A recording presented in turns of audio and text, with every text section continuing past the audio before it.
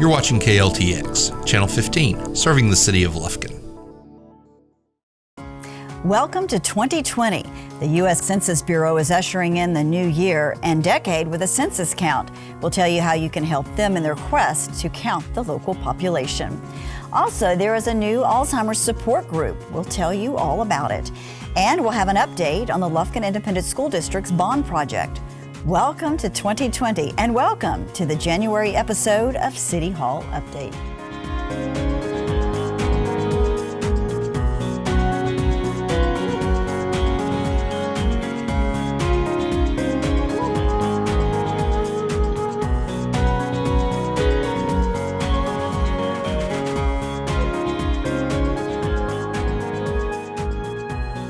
Hi everyone, I'm Yana Ogletree and welcome to City Hall Update. We are broadcasting once again from the Museum of East Texas, where the annual Festival of Trees is coming to a close. Now, if you haven't visited the museum to see the hundreds of trees decorated by our community, you have until January 5th to tour the museum and see these incredible trees.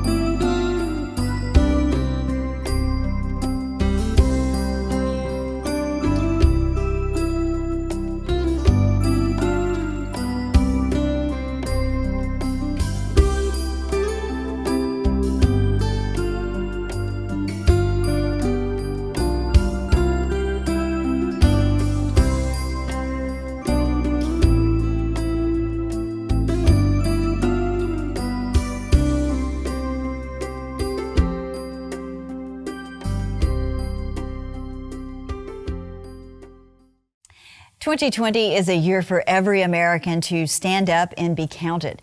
As the U.S. Census Bureau prepares to conduct its 2020 campaign, it's also looking for temporary employees to go door to door during the month of April counting residents. In an effort to capture the hundreds of millions of people, the Census Bureau is looking for temporary workers to perform that task. Pay rates vary depending on the area, but a typical wage for a census worker starts around $19 to $24.50 per hour. Candidates must complete an online job application, which includes assessment questions, education, and work experience.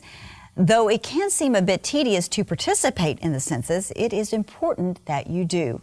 From scientific surveys, the number of seats a state gets in the U.S. House of Representatives, to allocation of funds to repair roads, build bridges, or new schools, census data helps the government by providing information on population centers and trends. So that means if you fail to get counted, Deep East Texas could miss out on grant money or federal tax funds that could be used to make improvements to the area. For more information, visit the U.S. Census Bureau online at 2020census.gov.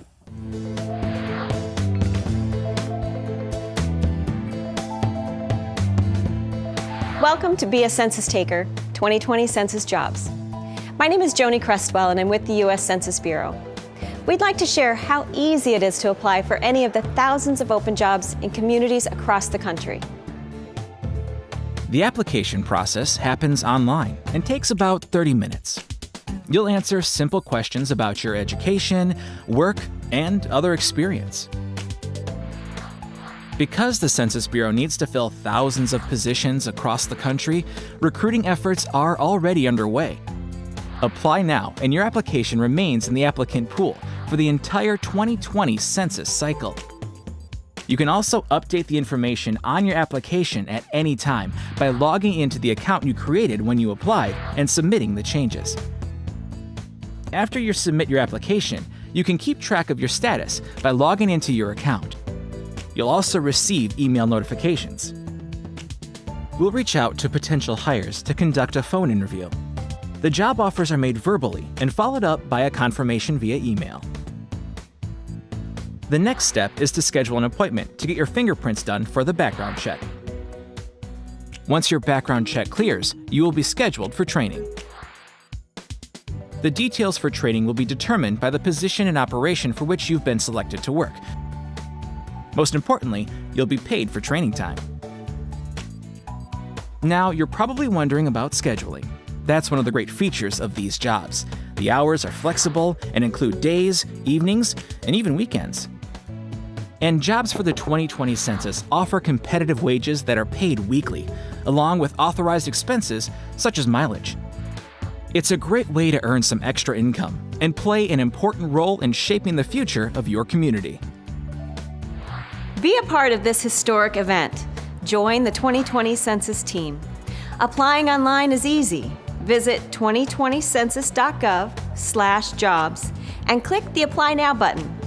If you'd like to learn more before you apply, please watch additional videos in this series. Thanks again. Recently, L.I.S.D. Superintendent Lynne Torres spoke to the Chamber of Commerce and gave an update on the progress that has been made in utilizing the $75 million bond that voters approved to upgrade the middle school and other facilities. Here's what she had to say. You know, most of my audiences are usually 16 and sassy, and so you're a little bit different. Although looking around the room, I can also say that I taught you when you were 16 and sassy, several of you in the room, but we won't dwell on that. Let's talk a little bit about the bonds, because I think that's of most interest to those of you in the room.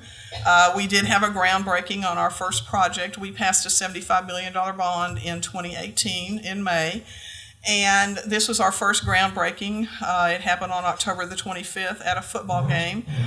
We were able to amass quite a bit of purple in that picture. We're very proud of that. Building the multi-purpose facility, or the gym, at the high school campus, and they are going great guns at that right now. They have moved earth and dirt and are about to pour a parking lot to do that, but we're very proud of that. If you have a student in Lufkin High School, or you have to drop your 9th grader who doesn't drive yet, you have experienced a little bit of traffic rerouting. The building is actually being built at the end of the stadium, so when you see that red line go and that thing of trees and that oval driveway that used to go all the way around the stadium, that will be replaced with the multi-purpose facility. It'll actually be about 6 feet behind the Pactron, if you are familiar with that. One of the things we're most proud of, and the board and I were very proud to see, here's a list of local vendors who won the bids for the multi-purpose facility, and the total for that is $3.8 million right now. Now, that figure, we expect it to go up, because you'd be amazed at how many other vendors might have gotten the bid, but guess what? They buy their supplies from Lufkin. They may be close or whatever, but they buy things from Lufkin, and so that figure will go up. And again, that's just on one project alone. And you can see the people who won the bid for that project right there. Our next project, or one of the next projects, will be the construction of the new middle school, where the middle school currently is. We expect that to go out for bid at the end of January and the first part of February. So my plea to local vendors is that's about a $60 million project.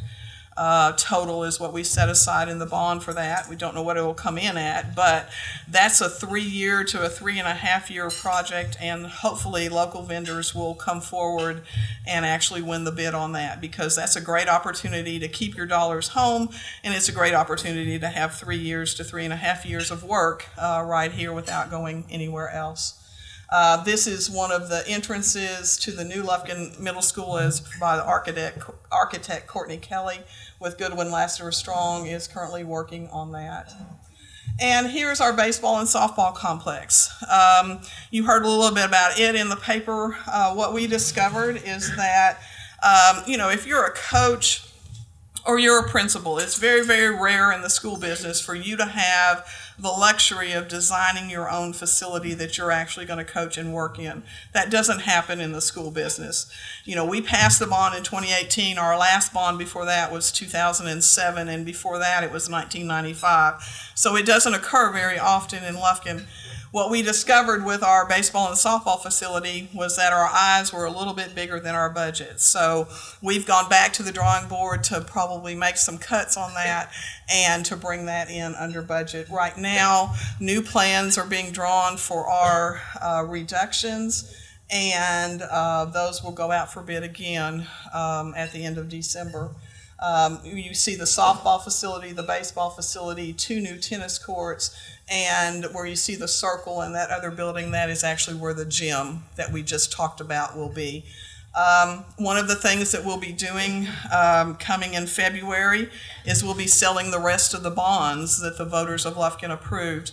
We sold $40 million in the summer of 2018. We sold no bonds in 2019. We just invested that $40 million and began to use it for some of those projects. And now we will sell the remaining bonds or some portion of that. You have to worry about arbitrage and all of that, but we will sell those in February. What will happen then is your 2019 taxes, you were able as a taxpayer in Lufkin to experience the tax compression from the legislature, and we'll sell bonds in 2020, and hopefully the next level of tax compression will make that maybe not even noticeable to you on your school taxes and so forth. So anyway, baseball complex coming soon. For those who have an Alzheimer's diagnosis or a family member living with the disease, life can sometimes feel overwhelming and isolating. Caring for someone with Alzheimer's disease or another form of dementia can present exhausting challenges that can take a significant toll on caregivers' physical and mental health. Support groups can give caregivers the assistance and reassurance they might need to manage stress and take time for their own much-needed care. Alzheimer's Association caregiver support groups provide a consistent and caring place for people to learn, share, and gain emotional support from others who are also on the unique journey of caring for someone living with Alzheimer's disease. A new Lufkin support group facilitated by Debbie Fitzgerald meets on the first Tuesday of each month from 6 p.m. to 7:30 p.m. at the Kurth Memorial Library in Lufkin. Finding a support group to share stories with, seek advice from, or simply have other caregivers available to listen on a regular basis can help lower stress and alleviate the health risk that dementia caregivers may face. Support groups also provide information on community resources for Alzheimer's education, local facilities and services caregivers may need, and other programs and information that can ease the workload. If you or someone you know is dealing with Alzheimer's or another form of dementia, please call 800-272-3900. The Alzheimer's Association's 24/7 helpline is available for free in over 200 languages. For more information about the Alzheimer's Association, visit online at alz.org/Texas. Get out your calendar. You won't want to miss these upcoming events. Angelina Arts Alliance is proud to present Ladysmith Black Mambazo at the Temple Theater in Angelina College, January 21st at 7:30 p.m. For over 50 years, South Africa's 4-time Grammy Award winner, Ladysmith Black Mambazo, has warmed the hearts of audiences worldwide with their uplifting vocal harmonies, signature dance moves, and charming on-stage banter. With a deep respect for both their cultural and personal history, Ladysmith Black Mambazo is ever evolving with an eye toward their long musical legacy. Since the world discovered their powerful a cappella vocals from Paul Simon's Graceland album, the original members have welcomed a younger generation in their mission, passing along the tradition of storytelling and spreading a message of peace, love, and harmony to millions of people all over the world. The younger members, led by the 4 sons of group founder Joseph Shabala, who joined the group almost 25 years ago, have infused the group with a youthful energy and the promise of a bright future. It was Nelson Mandela who anointed the group South Africa's cultural ambassadors to the world, a designation the members carry with them with the highest honor. World-renowned blues rock icon Carvin Jones, voted one of the greatest blues guitarists of all time by Guitarist magazine, is coming to the Pines Theater on January 25th at 8 p.m. Carvin has released 4 LPs, What You Need in 1999, The Carvinator in 2008, and Victory Is Mine in 2014, and his new album release, What a Good Day, in 2018. He has played at countless festivals, made numerous television appearances, and has received praise and recognition from some of the top artists in the blues world. He has pleased music fans worldwide with his high-energy show and electrifying guitar style. He has shared the stage and toured with legends including B.B. King, Santana, Jeff Beck, Albert King, Albert Collins, The Animals, REO Speedwagon, Jimmy Vaughn, Doubletree, and many more. Carvin himself has performed with Joe Cocker and the Fabulous Thunderbirds. Carvin even performed in Iraq and Kuwait in 2011. The band currently averages around 330 live performances a year and have performed in 37 countries on 3 continents in 24 months. The band has been well received by critics and fans alike. For more information or for tickets, go to thepines.visitlufkin.com. On February 21st, starting at 6:30 p.m., the party is at Crown Colony with Pelk's 6th annual Mardi Gras fundraiser. Benefiting Presbyterian Early Learning Center, the Mardi Gras fundraiser is a fun evening of dinner, live and silent auctions, door prizes, and much more. Proceeds benefit the Seed Financial Aid Fund, providing scholarships for children to attend Pelk. For tickets, table sponsorship, or donations, please contact the school office at 936-634-4769 or email them at info@fpcelc.org. Support Presbyterian Early Learning Center, where preschoolers bloom and grow. As we continue into the hope and promise of a new year, it's time for us to take a moment and to reflect on a few of the larger moments from last year in Lufkin that helped get us to this point. So let's take a look at some of the memorable moments from yesteryear's episodes of City Hall Update. Almost 500 new jobs and close to $147 million in investments will come to Lufkin over the next few years. Lufkin Mayor Bob Brown recently shared the good news with the Chamber's membership at the January 1st Friday luncheon. During the mayor's annual State of the City address, he talked about how current industries will expand in the coming years and unveiled the new businesses that have decided to locate their operations in Lufkin. If you get Angelina County and Nacogdoches County together and you talk industry and you talk jobs, you make a whole lot more noise and you make a whole lot better presence with the opinion makers. Last year I stood here and said we had 3 corks in the water, and one of them was American Echem. They have committed $8 million in expansion. They're going to create at least 25 new jobs. And to show you how fast things happen, from the announcement last year that they were going to do this, they broke ground about 2 weeks ago. Lockheed Martin, they have been here. They have raised the education level of all the high schools in this county. They have done a fabulous job, and they needed to expand. The old Ferguson building next door to Lockheed Martin out on the Loop is now part of Lockheed Martin, and they are going to add at least 125 well-paying jobs. That was one of the corks that was in the water this time last year that I couldn't tell you about. It is moving, all is well, they're happy, and we're thrilled to death. This was the 3rd cork that was under the water. And that was there was going to be a sawmill built in Angelina County. A brand new, state-of-the-art, $100 million sawmill at the trailer plant, and bring new life on 69 South to Angelina County. It could have been in Lufkin. It's going to be there, and we're not unhappy at all. We are thrilled to death. First of all, with the 150 plus jobs that will be at the sawmill, we're also very thankful for the 140 truckloads of wood that will come in there per day and the 50 truckloads a day that will haul it out.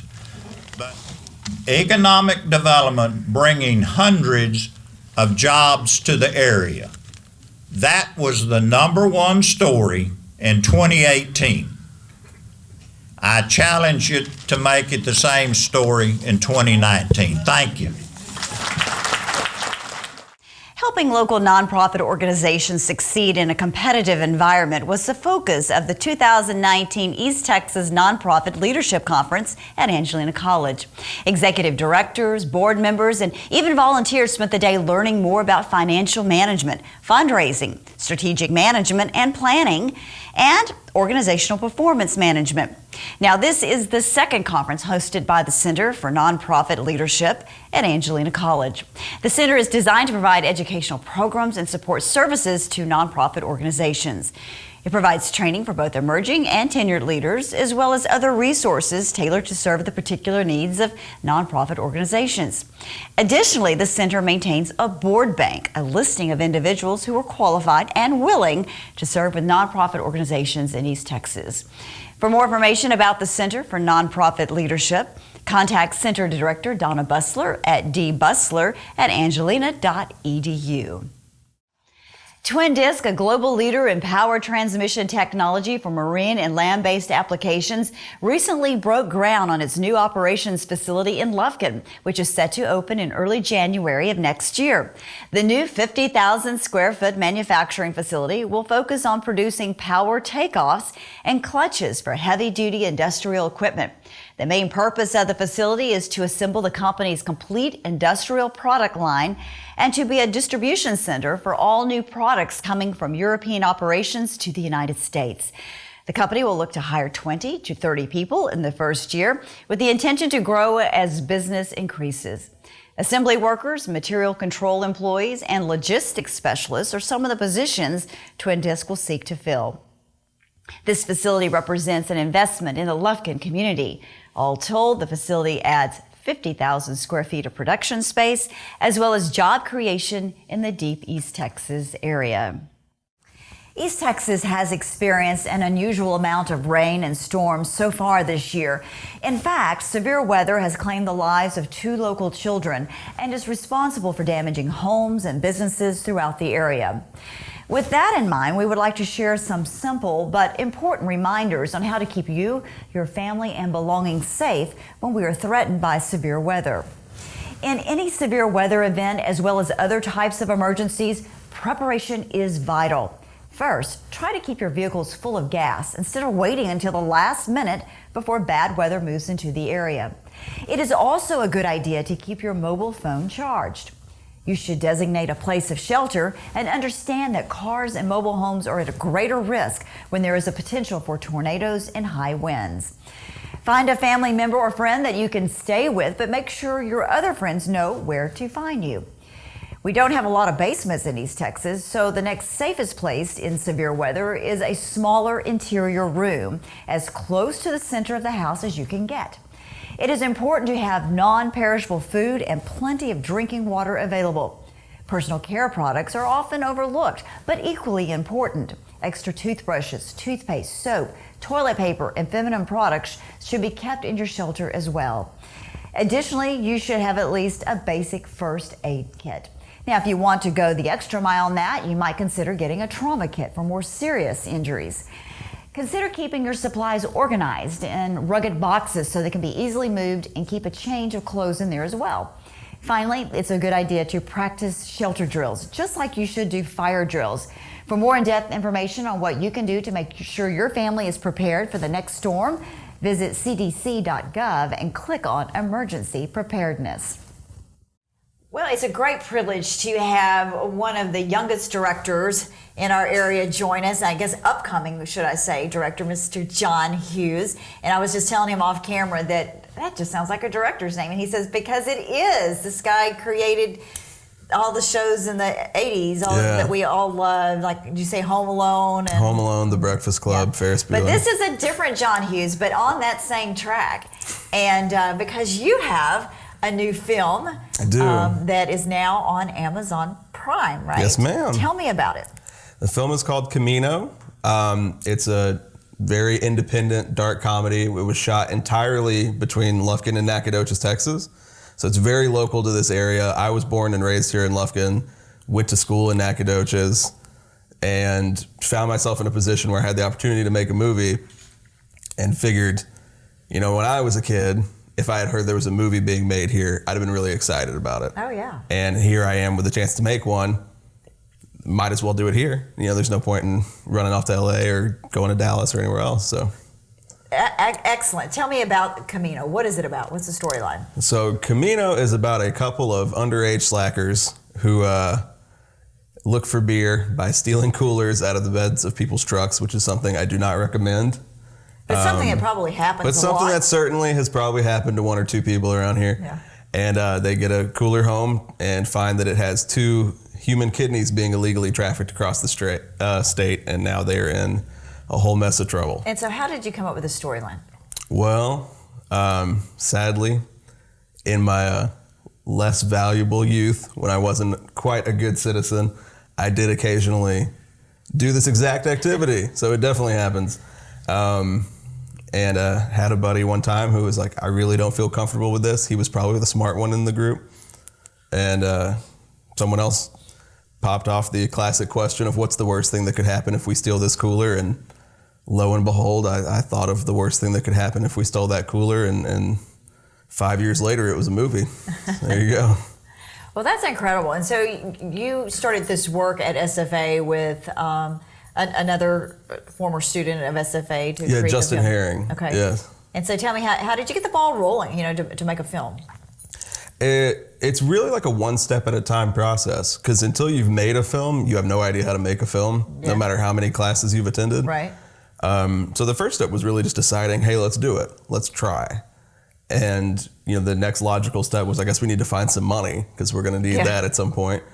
And so we did a Kickstarter, which is a crowdfunding service online, where we shot a small 3-minute video of, hey, here's who we are, here's what we're trying to do. If you want a copy of the movie, it's like $20. Just you buy it ahead of time, then we'll use your money to go make the movie. Yeah.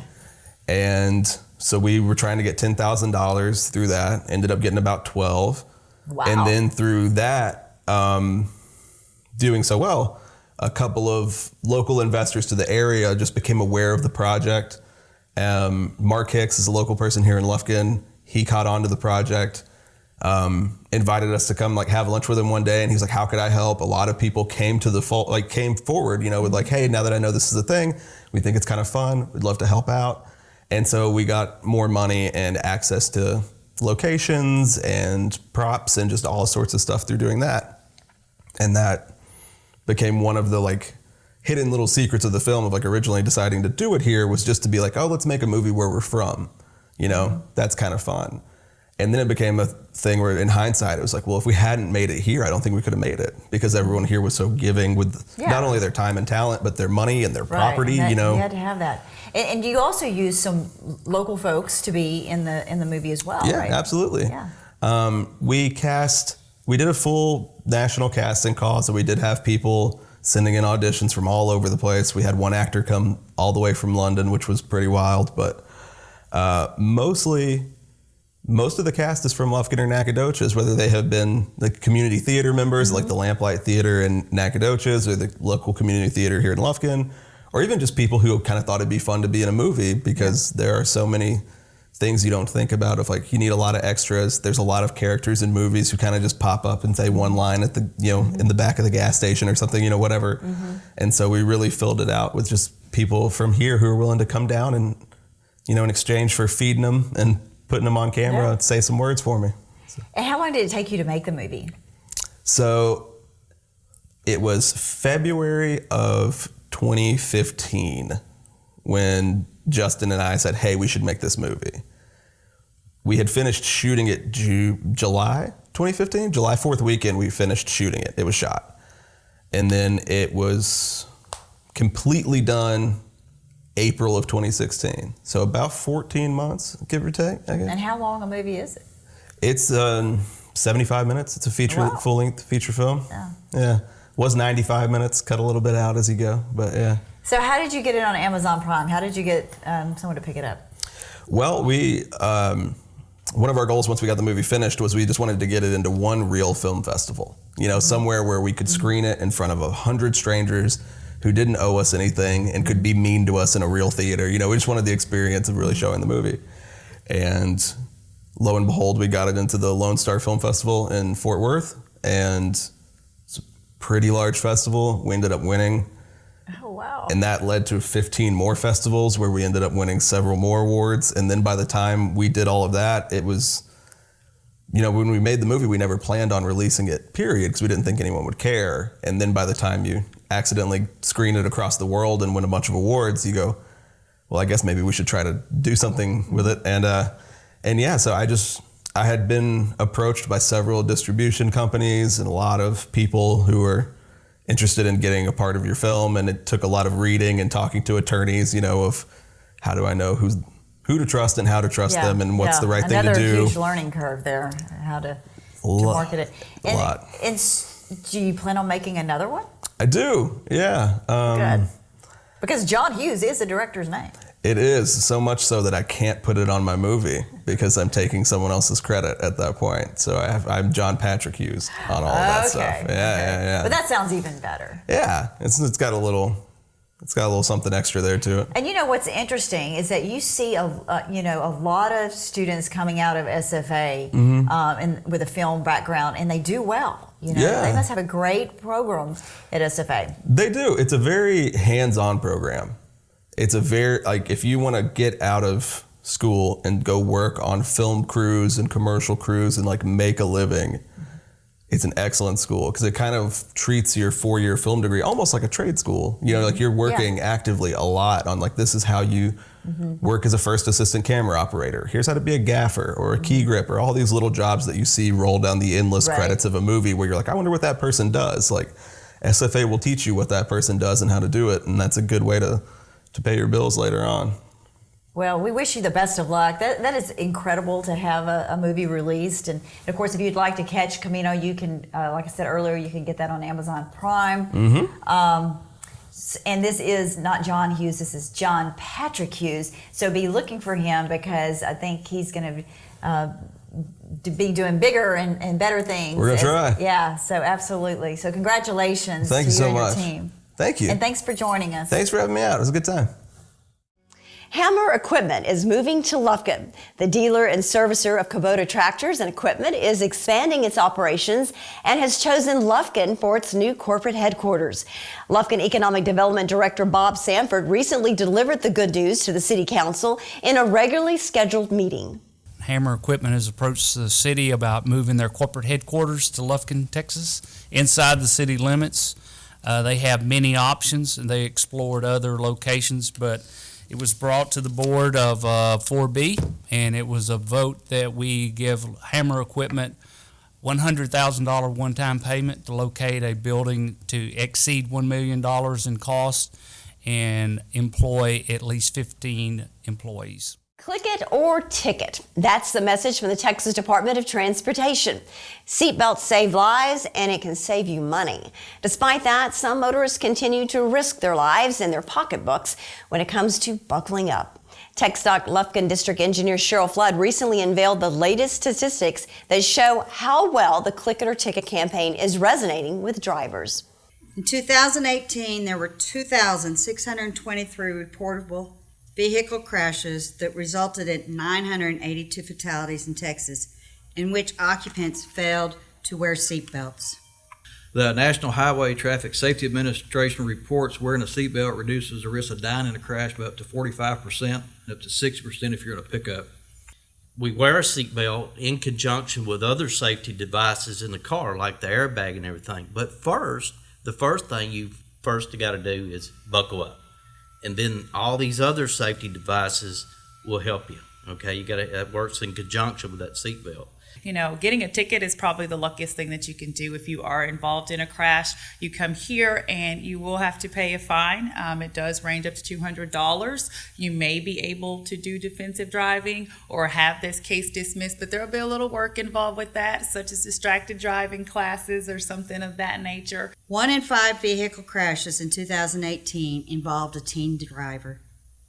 Of the 262 teen drivers and passengers killed in vehicle crashes last year, 111 were unrestrained.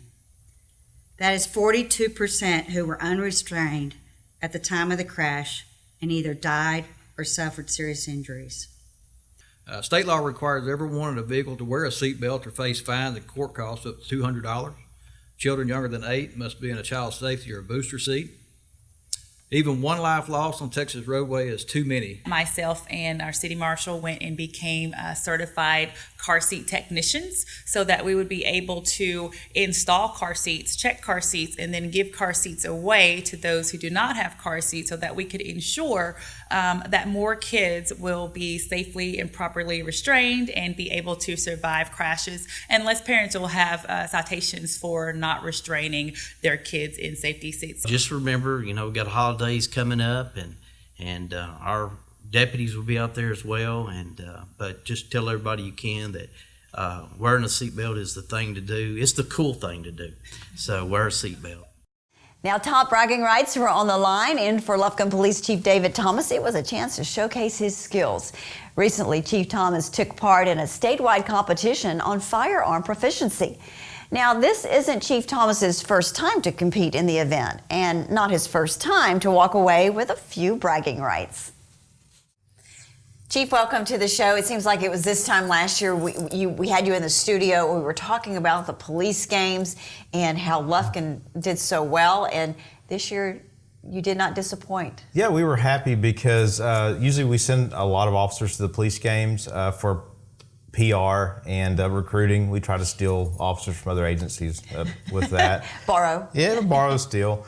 And this year I was able to go, and I won 4 gold medals and 2 silver medals and 3rd place overall. That's fantastic. Tell me about the competition. Do you compete with different firearms and probably different ranges? And how does that work? We really do. We shot at a couple of different ranges, and I shot a pistol, a shotgun, a patrol rifle, and a sniper rifle. So I shot in 4 or 5 different events. Well, this also helps keep your skills sharp. I guess as chief, you're not out on, you're not out and about as much. I mean, you're not on patrol, obviously. No, I can, at this point in my career, I can send a pretty mean email and sign a lot of papers. Right. But as far as being out on the street and being able to get out there and shoot and run and jump like I used to, I just don't have the time, and that's just not my assignment anymore. Right. Now it's my hobby. Yeah, I was going to say, so now it's actually fun to do things like this. So the competition where was it held? It was in Abilene. In Abilene. Yeah. And who all attended? Just all police agencies from the state? There were a lot of police agencies around the state. The guys that I was shooting with, the Austin Police Department Marksmanship Unit was there. The Houston Police Department competition team was there. DPS and the game wardens were my main competitors that I was there with. So you guys have earned quite a reputation. You've put Lufkin on the map at those police games. So when they see you come, they go, "Oh, here's this guy. He's back in the competition again." They know that you're the competition. Yeah, that's our goal. Yeah. We liked it when they see Lufkin pull up, that they know that there's some competition. They know there's some professionalism. And that's what we like to take out of town and just show off a little bit. Our skills. Which one is your favorite category? I would say patrol rifle is my favorite category, just because it's a lot of old school marksmanship that you have to have. Some of the young guys, they run and they'll have done CrossFit the day before or flag football, and they'll come out there and do patrol rifle, and I'll run and try to keep up with them. And I'll worry more about if I took my medicine that morning, and they're worrying about CrossFit. So. Yeah, it's a lot of fun. So are you competing against officers of all ages? Or are you grouped in categories? Luckily, some of the times when we shoot, we're categorized in our age group. So I could just shoot with the 40 and 50-year-old guys. But this year I was lucky in 3 categories. I won the overall of all age groups. So, that's really impressive. What did you win? It's just a gold medal that you win and bragging rights, pretty much. Sure. A lot of That's more important. Yeah. Well, there's a lot of type A personalities out there. A lot of old time cops, a lot of new guys out there. So we're all trying to compete and show that we're not ready to go out to pasture yet. So, for someone who doesn't know a whole lot about shooting, tell me the difference between a patrol rifle and just a rifle. Okay. A patrol rifle is kind of the rifle you would see in the military, maybe a semi-automatic rifle with a red dot sight on top. And then the other rifle, the sniper rifle, would be a bolt-action rifle with a scope with magnification on top. So we're trying to shoot something the size of a dime with the sniper rifle, and then with patrol rifle, we're trying to shoot something the size of a paper plate. So do you think it's a skill that just comes easy to you, or do you really go out and practice a lot? Or I'm sure both, but it seems like you would just kind of have to, pardon the pun, but you just have an eye for it, Right. I mean, that it would be something that comes naturally to you. I think you have to be comfortable around the guns, and it's something that you have to enjoy, and I have to work at it. Before I left, I didn't have a lot of time to practice, so I just literally got out there and kind of crammed for the test. Just a couple weeks before, I would make time after work and just go out there and go to the range and try to put some rounds down range and get dialed in. Well, it sounds like you found the winning recipe then. To maybe that's what it is, and as opposed to some of these who are out working and running and doing CrossFit and Iron Man and what have you. But it sounds like you got it down. So. Yeah, we try to, at the department, what we try to do is do a good balance of physical fitness and marksmanship in our training. And now we have a physical fitness standard at the department that we do twice a year. So it's a good balance. It keeps me active and moving and out there, and then also keeps me dialed in with the your skill rifle. set. Yeah, right. Well, Chief, congratulations. Thank you. What a great honor to bring back to Lufkin again. And we will expect nothing less next year. We'll see what we can do. So keep up the great work, and congratulations on a job well done. I appreciate that. Central Junior High School has the distinction of being only one of 5 schools in the nation to be chosen by NASA to further a design that was submitted to the NASA Wear competition. The team of students designed a helmet and a spacesuit that would be more resistant to deep space radiation, one of the greatest challenges that will affect astronauts that leave the protection of the Earth's magnetic field for destinations like the Moon or even Mars. As part of their reward for their design being chosen, the team received an all-expense paid trip to Langley Research Facility. If all goes well, their design could eventually become prototypes and be incorporated into hardware that will be worn by astronauts in the near future. Meanwhile, it's called War of Blood, and it is the second book in a series written by local author Jocelyn Jackson. Please join me in welcoming Jocelyn to the studio as we learn more about her new book. We are thrilled to have Jocelyn Jackson join us here on City Hall Update. She's actually the author of these 2 great books. Lots of talk about your books. I know Josh here in the studio, he's got his marked where he's reading on his, and he was telling me earlier about how interesting the books are. So, Jocelyn, thanks for joining us here on this show. Thank you for having me. Well, we're glad to have you here. Tell me about your books.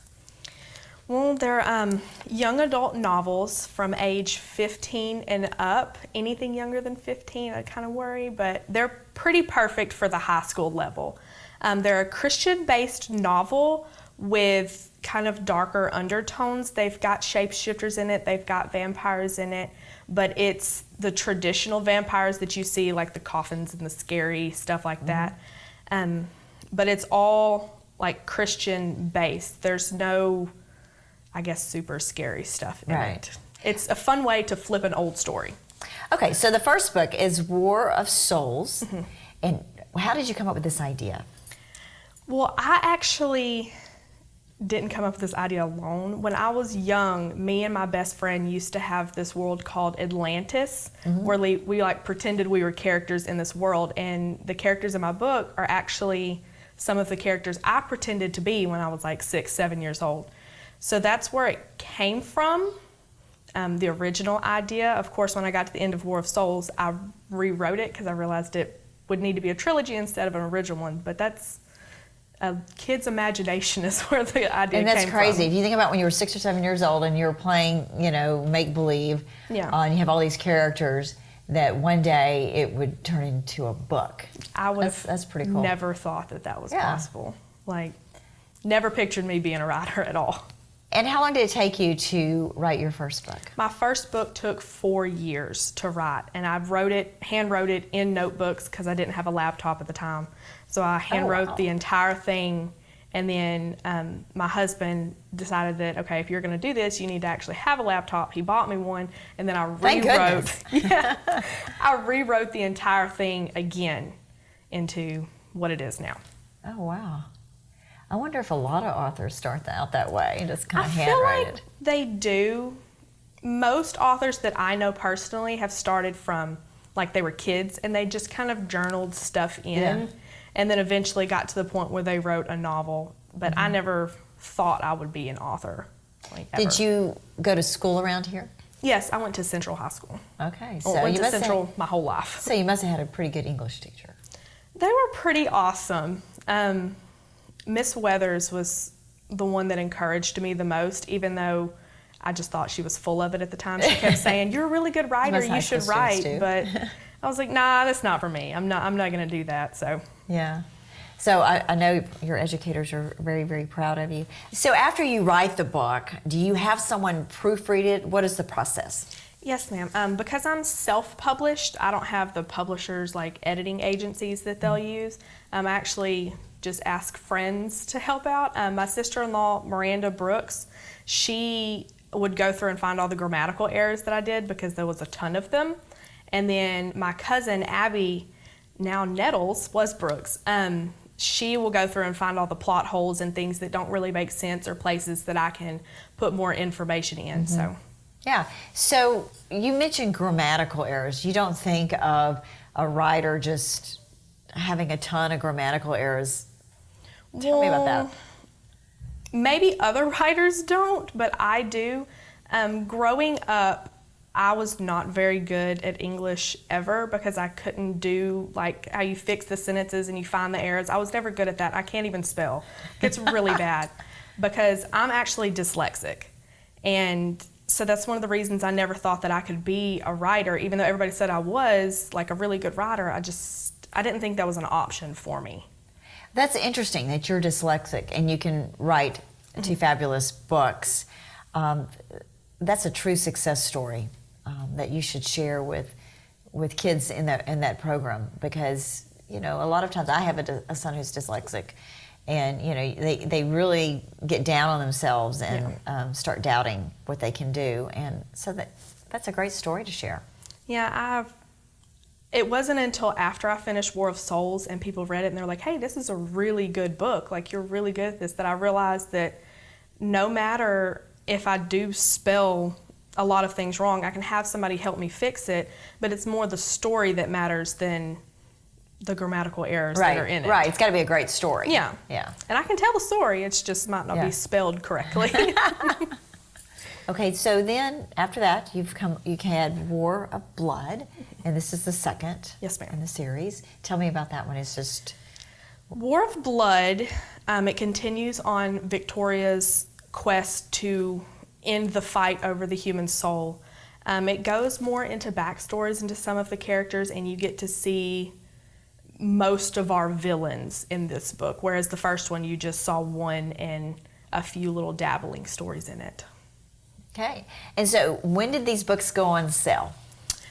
War of Souls went on sale June of last year, and War of Blood just went on sale July 12th of this year. And how can someone get a copy? You can buy it locally at Absolute Fiction. She holds all of my books, and she actually has a few signed copies left. And you can buy them on Amazon, just searching for the titles and then my author name. Okay. And how much are your books?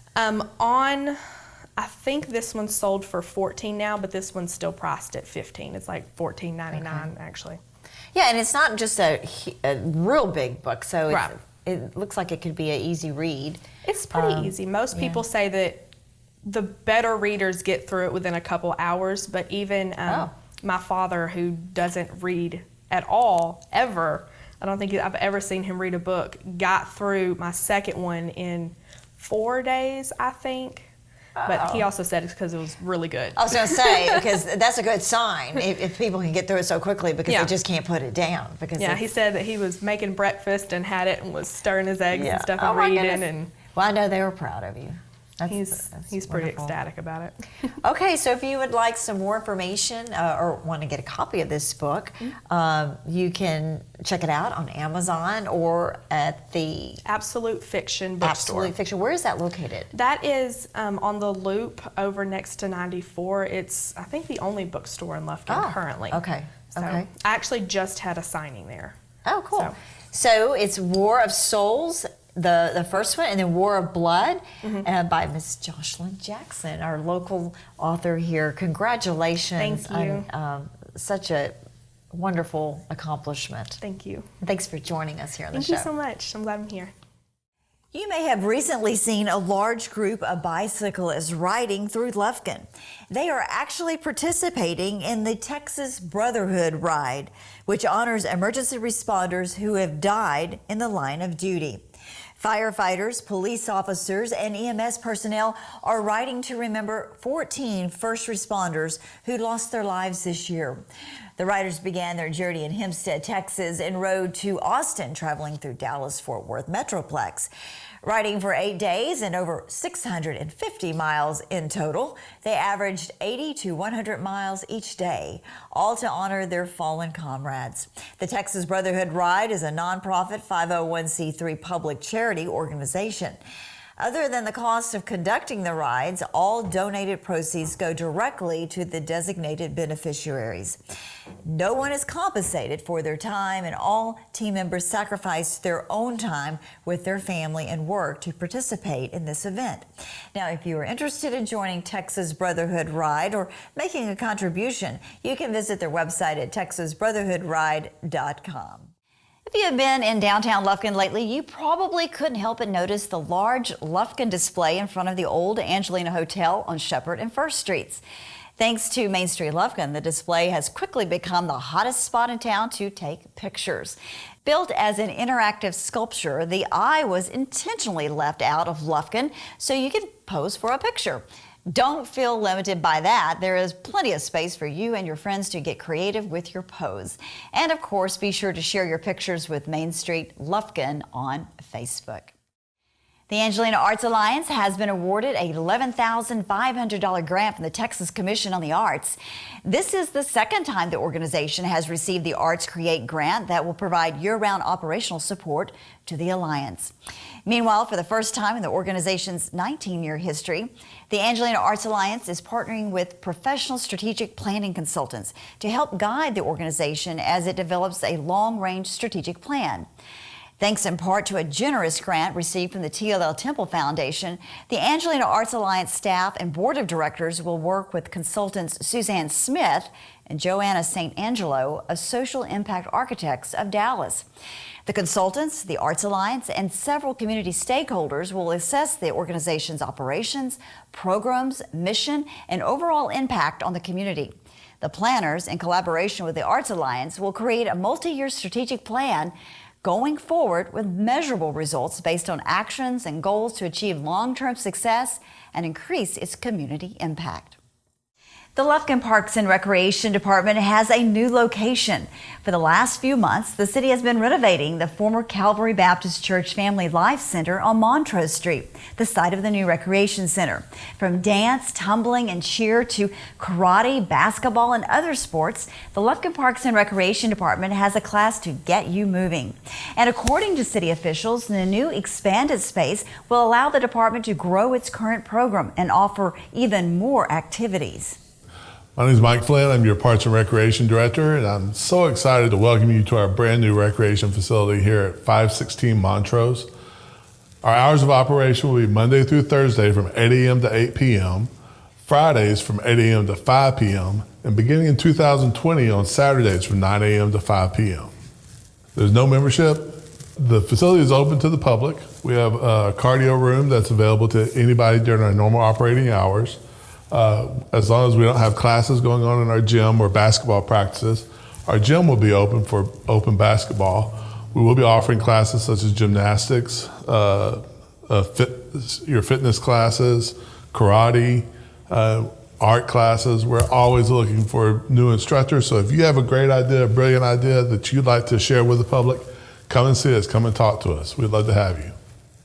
So we're excited for you to come out and check us out. We have a lot of great classes, a lot of great activities that are going to be going on here. This is going to be the place to be in Lufkin, Texas. For more information on everything Parks and Rec, visit cityoflufkin.com/parks. The Ellen Trout Zoo walking trail turned into a sea of purple recently as close to 700 participants laced up their sneakers to walk to end Alzheimer's disease. Participants walked laps around the trail, easily blowing past the $45,000 goal set by the Alzheimer's Association, the largest nonprofit funder of research for this disease. Funds from the Lufkin Walk will support research and the organization's 24/7 call helpline, a resource for patients and their caregivers. According to the Alzheimer's Association, this disease is the 6th leading cause of death in the United States, and there are close to 6 million people living with Alzheimer's. And studies show that women are at a greater risk of getting Alzheimer's. In fact, 2/3 of current Alzheimer's patients are women. But ongoing research for treatment options are promising and could bring renewed hope to these patients. This year, East Texas is on track to donate $60,000 toward research and patient services. Now, for more information or to get involved, visit act.alz.org. That's all for this edition of City Hall Update. Thank you for joining us, and we hope you will continue to watch for the latest news and information from Lufkin City Hall. I'm Yana Ogletree. Have a great day.